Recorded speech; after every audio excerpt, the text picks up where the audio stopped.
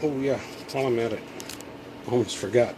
I think I told you on our inside review about our little electric heater, and we've been down here in Arizona now for several days, and it's been cold as heck. In fact, it's been in the 40s and got down to freezing, below freezing. It's that little electric heater I was telling you about. So this one I got at a garage sale. Still has a girl's name on it, Crystal. It was brand new, or seemed to be.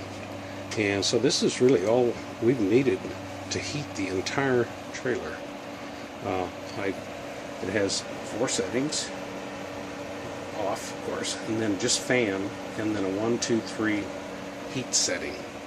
And this is Heat Essential is the name of it.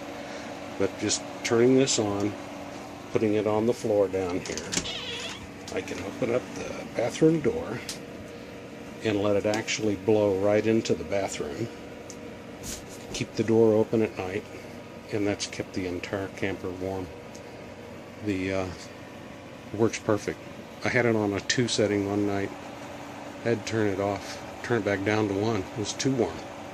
So this little camper really keeps its heat well. That's one thing I really like about it. Just a quickie for you. Get you a small electric fan. Of course, that is going to come in only into play unless you have a huge battery bank when you're connected to shore power. Look it up.